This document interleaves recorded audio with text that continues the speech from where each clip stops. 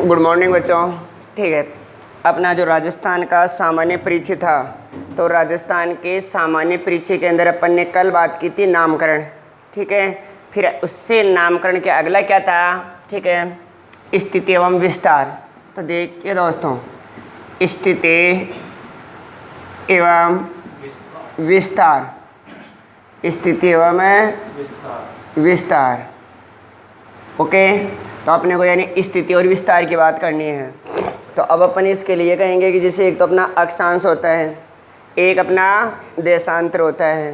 तो देख इधर सोचो, अपन जो इसकी स्थिति और विस्तार के लिए स्थिति एवं विस्तार, अब मैं ये कहूँ आपसे कि अपने को जो राजस्थान का स्थिति और विस्तार देखेंगे तो इसमें अपने को सबसे पहले अक्षांश और देशांतर का पता होना चाहिए। तो मुझे एक बात बताओ, अपन ने नेक्स्ट पीरियड बात की थी कि अपनी पृथ्वी वर्ताकार है या दीर्घवर्ताकार? दीर्घवर्ताकार, सही बात है। तो देखिए दोस्तों, मैं अक्षांश के लिए अगर आपसे बोलता हूँ तो याद रखना दोस्तों, अपनी पृथ्वी कैसी है? दीर्घवर्ताकार है। अब मैं ये कह रहा हूँ कि ये मेरी दीर्घवर्ताकार पृथ्वी, यहाँ पर मैं ये कह रहा हूँ 0 डिग्री अक्षांश है, 0 डिग्री अक्षांश।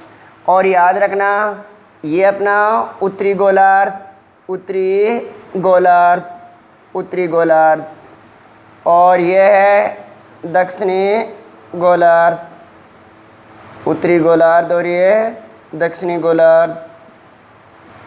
अब देखिए दोस्तों, जो 0 डिग्री अक्षांश है वो पृथ्वी को 2 भागों में बांट रहा है, यानी उत्तरी गोलार्ध और दक्षिणी गोलार्ध में बांट रहा है। 0 डिग्री अक्षांश को अपन क्या बोलते हैं? भूमध्य रेखा, भूमध्य रेखा। तो याद रखना भाई, 0 डिग्री अक्षांश को क्या बोलते हैं? भूमध्य रेखा। अब देखिए, आप में से कोई स्टूडेंट ये क्वेश्चन भी बोलेगा कि ये अक्षांश ये क्या है, जिसे अपन बोले 0 डिग्री अक्षांश। तो याद रखना, जिसे अपन ये लिखते हैं ना, ये अपना डिग्री है, ये डिग्री। और ऐसे लिखते हैं अपन एक एरो के द्वारा, ये मिनट है। और अगर डबल एरो के द्वारा लिखेंगे तो ये सेकंड है। अब देखिए, ये भी याद रखना आपको कि 1 मिनट है, 1 मिनट। तो 1 मिनट में कितने? 60 सेकंड होती है, और 1 डिग्री के अंदर 60 मिनट होती हैं। तो ये बात तो अपने को पता है। तो देखिए दोस्तों, ये अपना डिग्री, ये मिनट, और ये सेकंड अपने को पता है। 1 डिग्री के अंदर 60 मिनट, और 1 मिनट में 60 सेकंड होती हैं। ठीक है दोस्तों, अब देखिए, मैं ये कहूँ कि 0 डिग्री अक्षांश को अपन क्या बोलेंगे? भूमध्य रेखा बोलेंगे। तो याद रखना, उत्तरी गोलार्ध में कितने अक्षांश होंगे? 90। यानी अपन ये कहें कि उत्तरी गोलार्ध में अगर अक्षांश की बात कहेंगे अपन, तो याद रखना उत्तरी गोलार्ध में कितने अक्षांश होंगे? 90। और दक्षिणी गोलार्ध में भी कितने अक्षांश? 90। ठीक है दोस्तों, तो बताओ, मैं अगर ये कहूँ आपको कि उत्तरी गोलार्ध में कितने अक्षांश हैं? 90। और दक्षिणी गोलार्ध में भी 90 है। तो मैं ये कहूँ कि पृथ्वी पर कुल कितने अक्षांश हैं? अगर मैं पृथ्वी पर कुल अक्षांश की बात करूँगा तो 90 उत्तर के और 90 दक्षिण के, और एक 0 डिग्री भी तो है ना। क्या है? 0 डिग्री। तो यानी एक अपन इसको भी ऐड करेंगे, तो पृथ्वी पर कुल कितने अक्षांश हो गए? 181। पृथ्वी पर कुल कितने अक्षांश हैं? 181। और अगर मैं अक्षांश रेखा की बात कहूँ, अक्षांश रेखा की बात कहूँ, तो अक्षांश रेखा कितनी होंगी?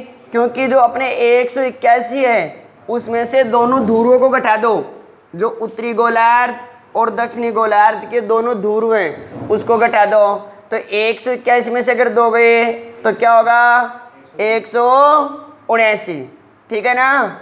और ये दोनों जो माइनस के, ये क्या है? ध्रुव हैं। ठीक है। और बताओ, इन अक्षांश के द्वारा या अक्षांश रेखाओं के द्वारा किसका निर्धारण किया जाता है? जलवायु का। किसका? जलवायु का। क्लियर है दोस्तों? अक्षांश रेखाओं के द्वारा किसका निर्धारण किया जाता है? जलवायु का। अब सुन लो, कोई स्टूडेंट आप में से बोलेगा कि जलवायु क्या होती है, तो देखो मैं अगर इसको एक बार देखो यहाँ पर समझ जाओगे। अगर अपन आपका क्वेश्चन होगा कि जलवायु क्या होती है, तो मैं ये कहूँ कि पृथ्वी के किसी स्थान विशेष पर जो अपने पास तापमान है, वायुदाब है, तापमान, वायुदाब, आर्द्रता और हवाओं की दिशा, ठीक है दोस्तों।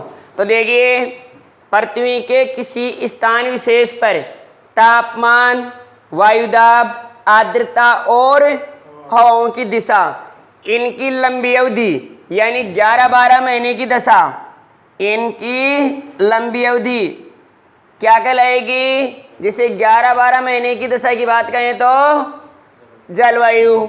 और इन्हीं चारों भौगोलिक कारकों की कितने, जैसे 3 से 4 महीने की दशा क्या कहलाएगी? ऋतु कहलाएगी। और इन्हीं चारों भौगोलिक कारकों की 5-6 दिन की अवधि क्या कहलाएगी? मौसम। तो डाउट क्लियर? ओके। अब ये भी ध्यान रखना, एक क्वेश्चन यहाँ से भी बनता है, तापमान का मापन किससे करते हैं? थर्मामीटर से। तापमान का मापन किससे करते हैं? थर्मामीटर से। और थर्मामीटर के अंदर बताओ जो कौन सी धातु भरी जाती है? पारा, मरकरी।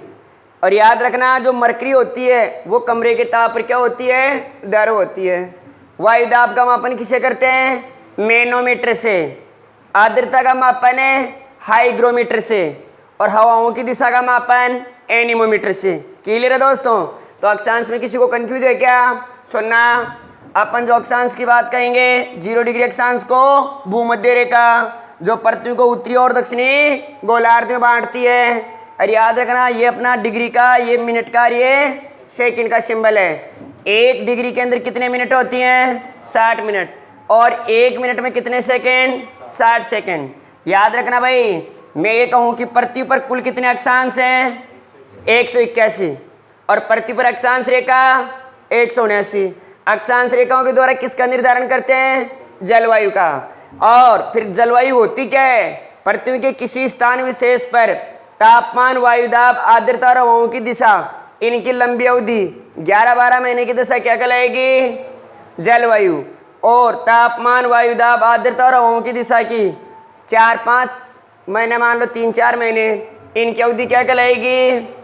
ऋतु। और इन भौगोलिक कारकों की 5-6 दिन की दशा क्या कहलाएगी? मौसम कहलाएगी। याद रखना दोस्तों, तापमान का मापन किससे करते हैं? थर्मामीटर से। वायुदाब का मापन बताओ भाई, मैनोमीटर से। कई जगह आपको इसको बैरोमीटर भी लिखा हुआ मिलेगा। आर्द्रता का हाइग्रोमीटर से। और हवाओं की दिशा का एनीमोमीटर से। क्लियर है? तो लिखिए, लिखो। हाँ भाई, ये तो मैं बोल देता हूँ, लिख लो आप। तो लिखो, 0 डिग्री अक्षांश को भूमध्य रेखा कहते हैं। 0 डिग्री को भूमध्य रेखा कहते हैं। इसके नीचे स्टार डाल के लिखो, उत्तरी गोलार्ध में कुल अक्षांश, उत्तरी गोलार्ध में कुल अक्षांश बराबर है 90। इसके नीचे लिखो, दक्षिणी गोलार्ध में कुल अक्षांश बराबर है 90। ठीक है?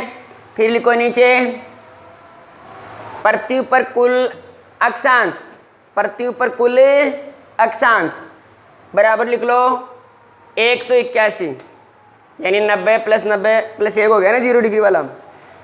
फिर नीचे लिखिए, पृथ्वी पर कुल अक्षांश रेखा, पृथ्वी पर कुल अक्षांश रेखा, यानी 181 में से 2 ध्रुवों को कम कर दो, कितने आ जाएंगे? 179। ओके। फिर नीचे लिख डालो, अक्षांश रेखाओं द्वारा जलवायु का निर्धारण किया जाता है। अक्षांश रेखाओं के द्वारा जलवायु का निर्धारण किया जाता है। क्लियर है? ये लो, बस ये मत लिखना, ये अपन आगे डिटेल से पढ़ेंगे भाई। ये डिग्री का, मिनट का, सेकंड का, 1 मिनट, 1 डिग्री में 60 मिनट, 1 मिनट में 60 सेकंड, जो अपना जलवायु, मौसम और ऋतु वाली बात है ना, ये अपन आगे पढ़ेंगे। अब देखे तो यानी अक्षांश क्लियर है? किसी को कंफ्यूज है कि भाई अक्षांश में? नहीं है ना? अब देखे दोस्तों, अब बात करते हैं अपन देशांतर के लिए। देखिए देशांतर की बात करते हैं। देशांतर अपनी पृथ्वी है कैसी? दीर्घवृत्ताकार। अगर मैं ये कहूँ कि ये 0 डिग्री देशांतर है, 0 डिग्री देशांतर। अब 0 डिग्री देशांतर को अपन क्या बोलते हैं? ग्रीनविच रेखा। ग्रीनविच रेखा 0 डिग्री देशांतर पृथ्वी को पश्चिमी और पूर्वी गोलार्ध में बांटती है। पश्चिमी गोलार्ध और ये पूर्वी गोलार्ध। पूर्वी गोलार्ध। बोलिए दोस्तों, अरे भाई समझ में आ गई ना बात? तो अब सुनो, बताओ पश्चिमी गोलार्ध में कितने देशांतर है? 180। और पूर्वी गोलार्ध में कितने देशांतर है? 180। तो पृथ्वी पर कुल कितने अक्षांश हैं? 360। और इनके पृथ्वी पर कुल कितने देशांतर है? 360। और देशांतर रेखाओं के द्वारा किसका निर्धारण किया जाता है? समय का। ठीक है, तो पहले तो इसको बना दो। अरे क्या बस जैसे दीर्घवृत्ताकार बनाओ, रे लो, पश्चिमी गोलार्ध और पूर्वी गोलार्ध में बांट दो, और बस ऊपर 0 डिग्री देशांतर लिख दो, और इसको क्या कहते हैं? ग्रीनविच रेखा। ठीक है ना? बना लिया? तो देखिए लिखो नीचे, 0 डिग्री देशांतर को, 0 डिग्री देशांतर को ग्रीनविच रेखा कहते हैं। 0 डिग्री देशांतर को ग्रीनविच रेखा कहते हैं, जो कि पृथ्वी को पश्चिमी एवं पूर्वी गोलार्ध में बांटती है। जो कि पृथ्वी को पश्चिमी एवं पूर्वी गोलार्ध में बांटती है। इसके नीचे लिखो, इसके नीचे स्टार डाल के लिखो भाई, पश्चिमी गोलार्ध में कुल देशांतर, पश्चिमी गोलार्ध में कुल देशांतर बराबर 180। पश्चिमी गोलार्ध में कुल देशांतर बराबर है 180। फिर इसके नीचे लिखो, पूर्वी गोलार्ध में कुल देशांतर बराबर 180। लिख लिया? नीचे स्टार डाल के लिखो, पृथ्वी पर कुल देशांतर, पृथ्वी पर कुल देशांतर। तो पृथ्वी पर कुल देशांतर कितने हो गए भाई? 180 तो पश्चिमी वाले और 180 पूर्वी वाले, कितने हो गए? 360। क्लियर है? तो आपने लिख लिया पृथ्वी पर कुल देशांतर बराबर है 360। और इसके नीचे स्टार डाल के लिखो, देशांतर रेखाओं के द्वारा समय का निर्धारण किया जाता है। देशांतर रेखाओं के द्वारा समय का निर्धारण किया जाता है। देशांतर रेखाओं के द्वारा समय का निर्धारण किया जाता है। ठीक है दोस्तों, ये बना ही लिया था। अब मुझे एक बात बताओ, अपन ने अक्षांश पढ़ लिया और देशांतर पढ़ लिया, यानी अपन ये कहें कि अपन ने अक्षांश भी देख लिया और देशांतर भी देख लिया। बताओ अक्षांश और देशांतर, अक्षांश और देशांतर, इन दोनों के द्वारा एक साथ किसका निर्धारण किया जाएगा? किसी स्थान विशेष की भौगोलिक स्थिति का, किसी स्थान विशेष की भौगोलिक स्थिति का। तो याद रखना दोस्तों, अक्षांश और देशांतर दोनों के द्वारा किसी स्थान विशेष की भौगोलिक स्थिति का पता लगाते हैं। तो लिख डालो नीचे स्टार डाल के, लिखो अक्षांश एवं देशांतर,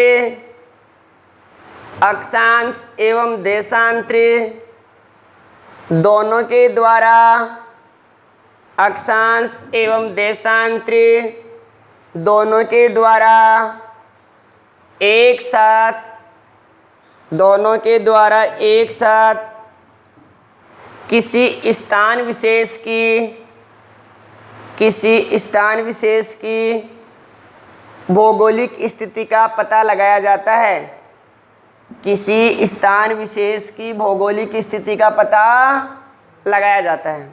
तो देखिए दोस्तों, अपने को अक्षांश और देशांतर का पता लग गया। अब सुनो, देखिए अपन आपको कितना डिग्री अक्षांश विस्तार कितना है और देशांतर विस्तार कितना है ये बात करते हैं। देखिए अगर अपन बात करते हैं अपने राजस्थान के लिए, यानी अपना राजस्थान की बात करेंगे अपन, ठीक है भाई।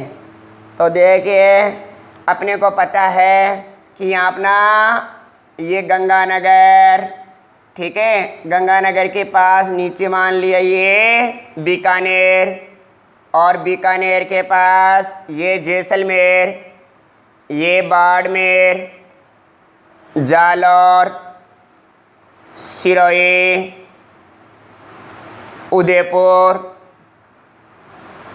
तितली के आकार का है ना उदयपुर, डूंगरपुर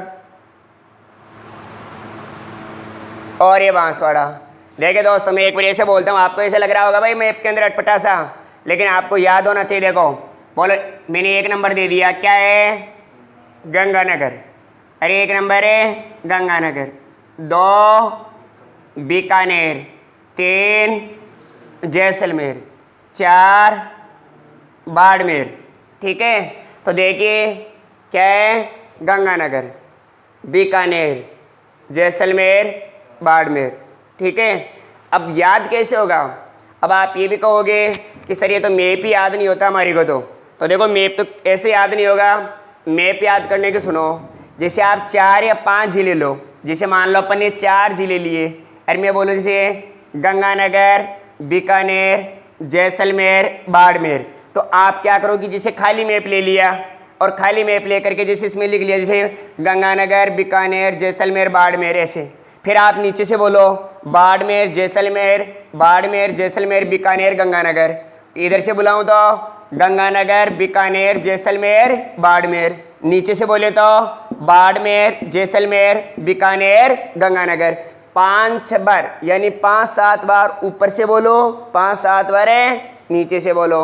फिर जैसे 4-5 ज़िले और ले लेते हैं, जैसे अगर मान लो अपन ने लिया, यानी यहाँ तक तो हो गए ना, बाड़मेर तक। तो ये अपना जालौर, सिरोही, उदयपुर, डूंगरपुर, बांसवाड़ा, यानी 9 नंबर तक आ गए अपन बांसवाड़ा तक। तो देखिए गंगानगर, बीकानेर, जैसलमेर, बाड़मेर, जालौर, सिरोही, उदयपुर, डूंगरपुर, बांसवाड़ा। दोबारा फिर बोल रहा हूँ, गंगानगर, बीकानेर, जैसलमेर, बाड़मेर, जालौर, सिरोही, उदयपुर, डूंगरपुर, बांसवाड़ा। फिर नीचे से बोलो बांसवाड़ा, डूंगरपुर, उदयपुर, सिरोही, जालौर, बाड़मेर, जैसलमेर, बीकानेर, गंगानगर। तो कहने का मतलब ये हो गया, जब तुम जैसे अगर मान लो 10 बार तो मैप में ऐसे प्रैक्टिस करोगे और 10 बार ऐसे प्रैक्टिस करोगे, यानी देखो इंटरेस्ट के लिए क्या करना है कि पहले अपन ने 1 से 4 लिए, जैसे गंगानगर, बीकानेर, जैसलमेर, बाड़मेर, 5-7 बार ऊपर से बोला और 5-7 बार नीचे से बोला। जब अपने को इनकी प्रैक्टिस हुई, फिर अपन ने क्या किया कि इसमें 5 और जोड़ लिए, 9 हो गए। एक बार इनको सीधा बोला, फिर एक बार नीचे से बोला, ठीक है ना। तो यानी प्रैक्टिस हो जाएगी ना। अब देखो ये बांसवाड़ा है, बांसवाड़ा, ये प्रतापगढ़ है, चित्तौड़गढ़,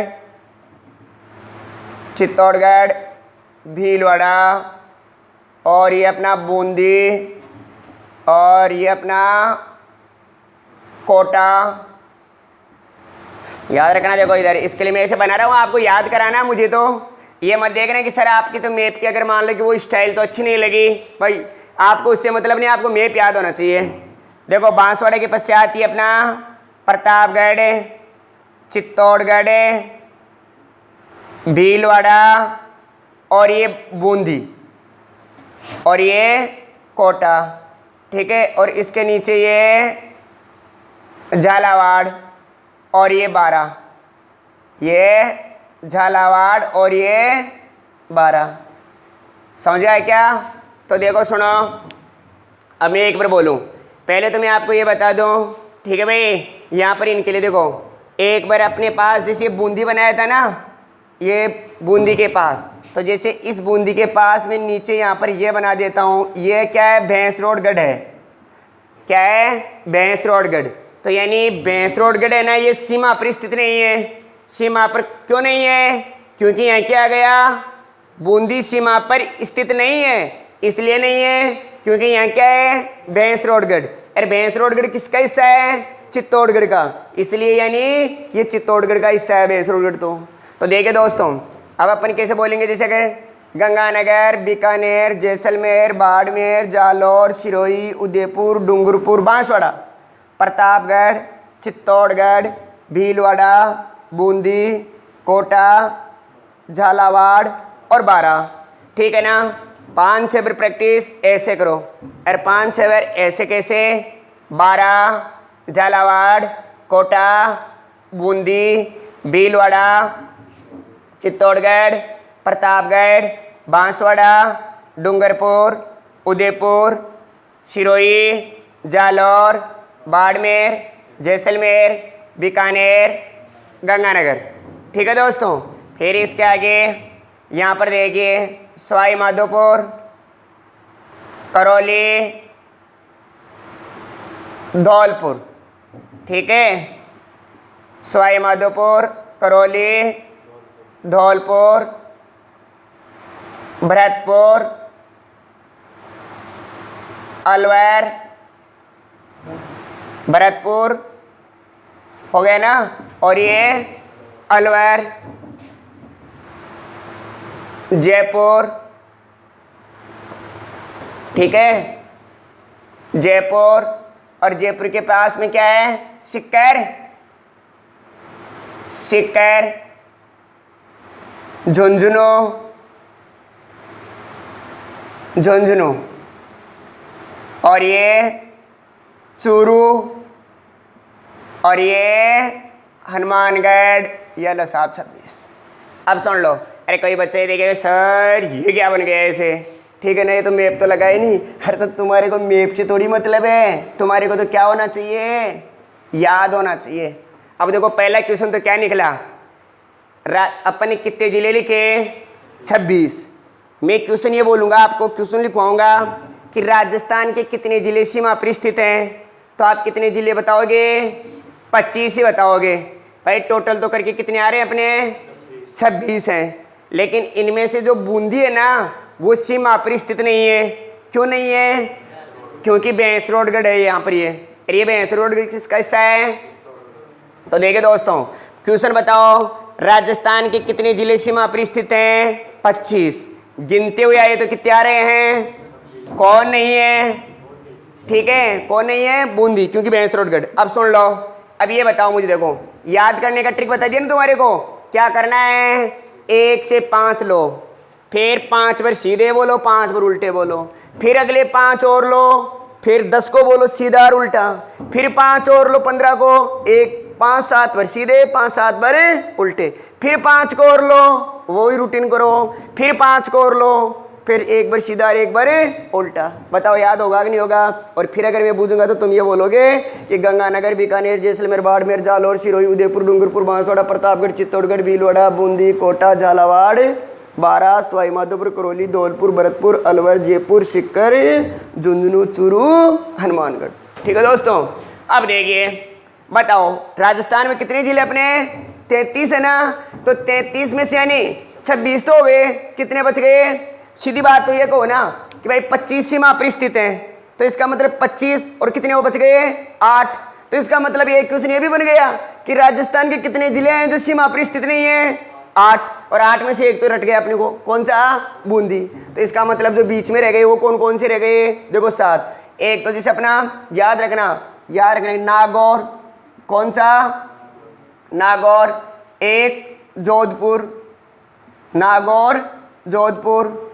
और एक पाली, कौन सा? पाली। एक राजसमंद, राजसमंद। एक अजमेर, और एक टोंक, और एक दौसा। ऐसा मत कहना कि सॉरी तो क्षेत्रफल इतना दिख रहा है, ठीक है ना, दौसा का क्षेत्रफल तो बहुत कम है, ठीक है, मैं केवल आपको मैप से समझाने के लिए बना रहा हूँ केवल, ठीक है दोस्तों। तो बताओ मुझे राजस्थान के कितने जिले सीमा पर स्थित नहीं है? 8। कौन सा था? एक तो बूंदी, ठीक है ना, कौन सा था? बूंदी। अब बताओ इसके अलावा कौन कौन है? नागौर, जोधपुर, पाली, राजसमंद, अजमेर, टोंक और दौसा। बताओ भाई समझ में आया कि नहीं आया? तो बताओ कोई स्टूडेंट ऐसा है क्या जिसको इस चीज़ में कंफ्यूज हो कि मैप कैसे याद होगा? याद हो जाएगा ना, कन्फर्म है? अब सुनो तो फिर एक इतनी सी इंटरेस्टिंग बात और सुन लो। देखो यहाँ पर आपने बोला था क्या? सिरोही। सिरोही का अर्थ क्या होता है? सिर को काटने वाली, ठीक है। और इसका सिरोही के अंदर किसका मंदिर है? कुंवारी कन्या का मंदिर। बताओ चित्तौड़गढ़ की आकार कैसा होता है? ठीक है, घोड़े के नाल की तरह। और उदयपुर का आकार कैसे होता है? तितली के आकार का, ठीक है ना। ये तो तुम्हारे को सब याद है भाई। अरे देखो पाली, पाली में, ठीक है, यानी पाली में मेहंदी सबसे ज़्यादा उत्पादन होता है ना, सबको पता है, ठीक है। पाली यानी मेहंदी, क्यों मेहंदी बनाते हैं? किसमें? प्याली में, ठीक है। तो इसका मतलब याद रहेगा प्याली की जगह यानी पाली में, ठीक है दोस्तों। अब देखिए अपन जो अपने टॉपिक पर थे उस पर बात करते हैं, क्योंकि ये तो मैं इसलिए बोल रहा था कि आपके दिमाग में मैप की पिक्चर बननी चाहिए। तो अब देखिए दोस्तों, अपन बोलते हैं ये तो अपना उत्तर, ये तो क्या है? उत्तर। और ये क्या अपना? दक्षिण। और ये क्या अपना? पश्चिम। और ये पूर्व।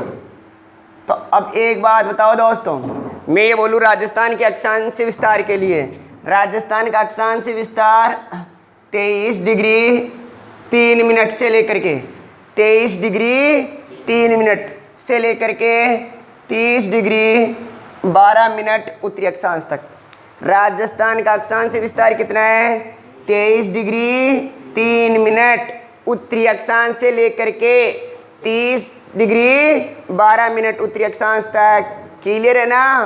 और इधर देखो देशांतरी विस्तार कितना है?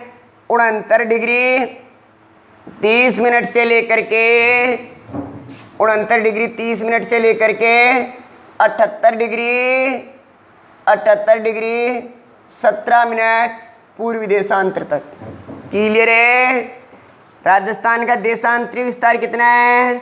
69 डिग्री 30 मिनट से लेकर के 78 डिग्री 17 मिनट तक। एक बात और याद रख लेना।